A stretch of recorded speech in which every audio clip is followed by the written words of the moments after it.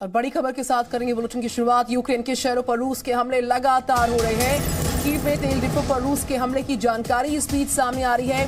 Donetsk में रूस की भारी गोलीबारी जारी है। साथ ही मारिउपोल, खार्किव में रूसी सेना की कार्रवाई जारी है। रूस और यूक्रेन के युद्ध का आज 31वां दिन हो गया है। हमले यूक्रेन के शहरों पर रूस द्वारा जारी लगातार। कीव में तेल डिपो पर रूस ने हमला बोला। डोनेट्स्क के रूस की भारी गोलीबारी की जानकारी वहां से आ रही है। इस बीच मारिउपोल, खार्किव में सेना की कार्रवाई लगातार हो रही है। आज 31वां दिन है रूस यूक्रेन के महायुद्ध का। तो अलग अलग शहरों पर रूस के हमले लगातार हो रहे हैं। कीव पर रूसी सेना ने हमला बोला है।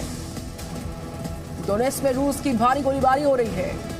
मारिउपोल में भी कमोबेश ऐसी हालात है। वहां पर भी रूसी सेना की ताबड़तोड़ कार्रवाई चल रही है। खार्किव में भी सेना ने कार्रवाई की है। रूसी सेना ने यहां पर भी कार्रवाई की है। इस बीच रूस और यूक्रेन वॉर का आज है 31वां दिन।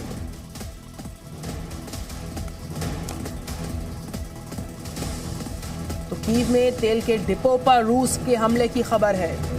भारी गोलीबारी रूस की डोनेट्स्क में जारी है। मारिउपोल में भी सेना ने लगातार कार्रवाई की।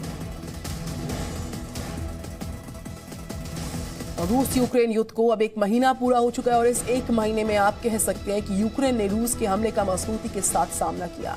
लेकिन इस 1 महीने में रूस ने यूक्रेन के कई शहरों को तबाह किया। रूस के इन हमलों में सिर्फ यूक्रेन के सैन्य इलाके ही नहीं हैं, बल्कि रिहायशी इलाकों को भी निशाना बनाया गया।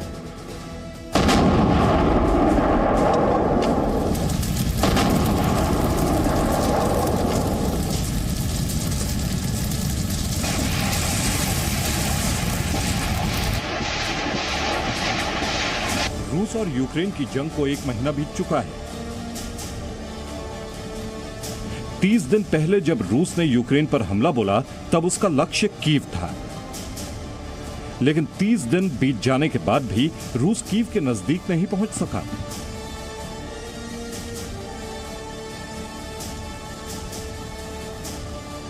तो क्या रूस कीव पर कब्जा करने में नाकाम हो गया है? क्या रूस के लिए अब पीछे हटने का समय आ गया है? ये सवाल इसलिए क्योंकि पिछले 30 दिनों में रूस ने इस युद्ध में भले ही यूक्रेन के शहरों को तबाह किया हो, लेकिन उसका खुद भी बहुत नुकसान हुआ है।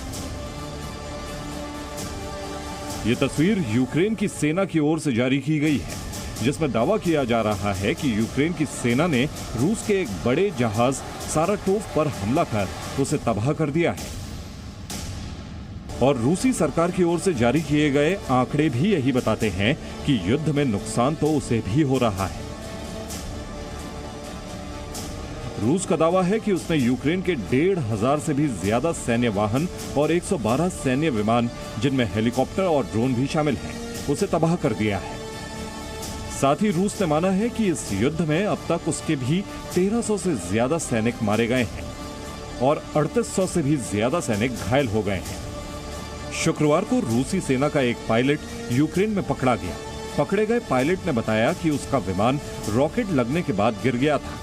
वो विमान से तो सुरक्षित निकल गया, लेकिन उसे वहां यूक्रेनी नागरिक ने देख लिया और अपनी जान खतरे में देख रूसी पायलट ने उस यूक्रेनी नागरिक की हत्या कर दी। इतने नुकसान के बाद भी रूस यूक्रेन पर हमलों में कोई कमी नहीं दिखा रहा है। रूसी सेना ने एक वीडियो जारी कर यह दावा किया है कि उन्होंने यूक्रेन के एक सैन्य ठिकाने को निशाना बनाया, जहां यूक्रेनी सेना ने अपने कई हथियार छिपा रखे थे। रूसी सेना के एक और वीडियो में यह दावा किया जा रहा है कि उसने कीव पर हमला कर यहां के एक तेल डिपो को तबाह कर दिया है। रूस के लिए कीव अब काफी दूर है। तो क्या अब रूस सिर्फ यूक्रेन को नुकसान पहुंचाने के लिए लड़ाई लड़ रहा है, या सचमुच आने वाले समय में वो कीव पर कब्जा कर लेगा? ब्यूरो रिपोर्ट, जी मीडिया। तो रूस के रक्षा मंत्रालय का एक बयान सामने आया है। यूक्रेन में सैन्य अभियान का पहला चरण पूरा हुआ, कहा रूस द्वारा। मुख्य लक्ष्य डोनबास क्षेत्र की मुक्ति है और यूक्रेन के सैनिक थक गए हैं। लड़ने की ताकत पहले से काफी कम हो गई है। तो सैन्य अभियान का जो पहला फेज है यूक्रेन में, वो पूरा हुआ, कहना रूस का। मुख्य लक्ष्य डोनबास क्षेत्र की मुक्ति है और यूक्रेन के जो सैनिक है पूरी तरह से थक चुके हैं। लड़ने की क्षमता कम हो गई है।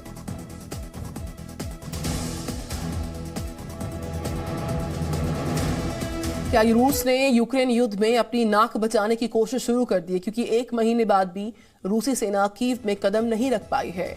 ऐसे में अब रूस कह रहा है कि उसका असली मकसद सिर्फ पूरब के डोनबास क्षेत्र को आजाद करवाना था। उसका पहला चरण पूरा हो गया। हालांकि रूस ने इससे इंकार नहीं किया कि अब यूक्रेन के दूसरे शहरों पर हमले नहीं होंगे, लेकिन रूसी सेना के ऑपरेशनल प्रमुख की माने तो रूस का सारा ध्यान सिर्फ डोनेट्स्क और लुहांस्क को यूक्रेन से मुक्त करवाने पर है।